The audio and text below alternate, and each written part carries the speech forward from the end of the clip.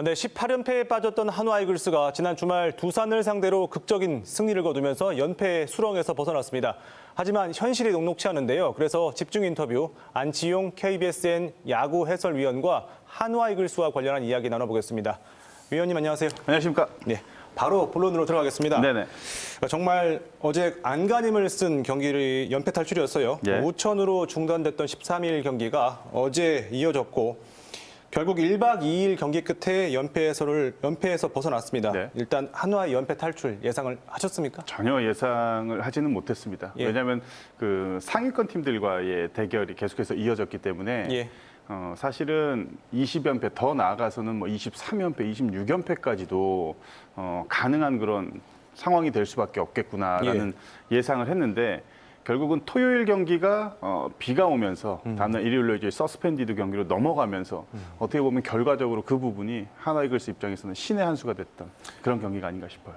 이 코로나 때문에 결국 연기가 된 거죠? 그렇죠. 뭐 코로나 때문에 굉장히 일정이 타이트하고 또 올스타 브레이크 휴식기도 없어졌잖아요. 네. 그러면서 뭐 거의 하루하루가 굉장히 좀 쉽게 우천치사를 결정할 수 있을 만한 그런 여유가 없다 보니까 예. 결국은 경기가 강행이 됐고 그 부분이 앞서도 말씀을 드렸지만 좀 신의 한 수로 좀 작용이 되지 않았나 싶습니다. 네. 어쨌든 연패를 끊긴 했지만 이 18연패 과정에서 갑작스럽게 코치진이 교체가 되고 또 감독님이 사퇴를 했어요. 이어서 1군 선수단 한 10여 명이 집단으로 2군으로 내리는 등의 조치가 내려졌는데 오히려 이런 조치들이 연패 탈출을 좀 어렵게 했다라는 지적도 나오거든요. 어떻게 보시나요? 맞습니다. 사실은 기존에 있던 전력을 가지고서 경기를 했다면은 연패가 생각보다 길게 이어지진 않았을 것으로 예상을 합니다. 예. 하지만 1군 주축 선수들이 공교롭게도 이제 2군으로 거의 다 내려가면서 2군에 있던 선수들이 1군으로 이제 올라오면서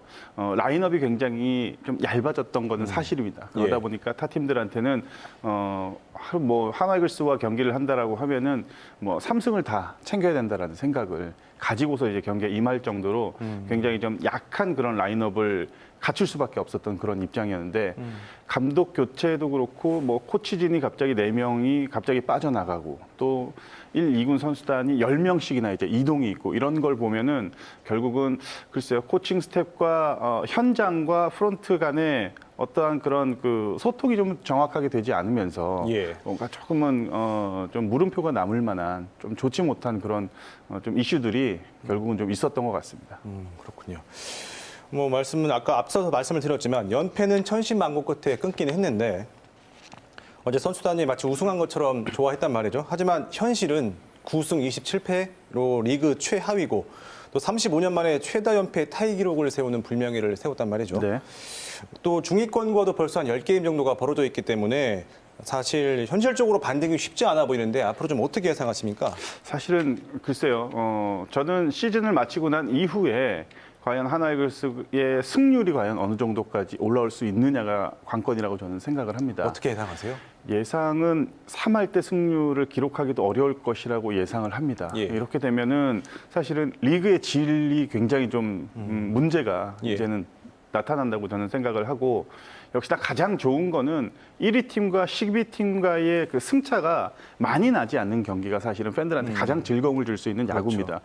지금도 벌써부터 뭐 1위인 NC와 최하위인 한화 이글스와의 경기 승차가 어마어마하게 지금 많이 나 있거든요. 17경기 이상 그렇죠. 벌어졌죠. 지금 뭐 아직 반도 채 치르지 않은 그런 시점에서 이렇게도 예. 많이 떨어져 있기 때문에 이러면서 야구의 재미가 반감이 되고 결국은 팬들은 지금은 결국은 코로나19 사태로 인해서 경기장에 직접 이제 오셔가지고 직관을 할 수 없는 입장이기는 하지만 예. 만약에 이게 계속해서 이런 경기력이 지속된다라고 하면은 한화 이글스는 제가 생각하고 또 모든 야구 팬들이 알기로도 전국구 스타 팀입니다. 전국구 그 정도로 인기가 많고 많은 팬을 보유하고 있는 그런 팀인데 이런 팬들이 등을 돌리면 정말 안 되거든요. 예. 이런 부분도 선수들이나 또 스텝 또 구단 자체가 잘 좀 이해를 하면서 좀 하루빨리 정상 전력을 좀 갖출 수 있는 모두가 노력이 필요한데 사실 올 시즌은 굉장히 좀 어렵다고 저는 생각을 합니다. 예. 자, 지금 올 시즌 어렵다고 말씀하셨는데 사실 이 한화의 성적을 보면 반짝하고 좀 성적을 냈던 2018년을 제외하고는 거의 10년째 계속 그 하위권을 전전하고 있단 말이죠.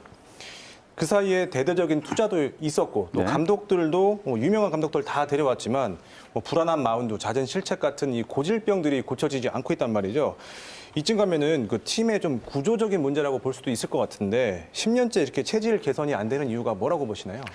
선수들의 그 마인드 자체를 좀 저는 바꿔야 된다고 됩니다. 정말로 개선이 좀 필요하다고 생각을 하는데 예. 한화 이글스가 유일하게 10개 구단 중에서 아마 육성이 가장 안 되는 팀으로 지금 평가를 받고 있고 그만큼 새로운 스타가 지금 나오질 않고 있다라는 거죠.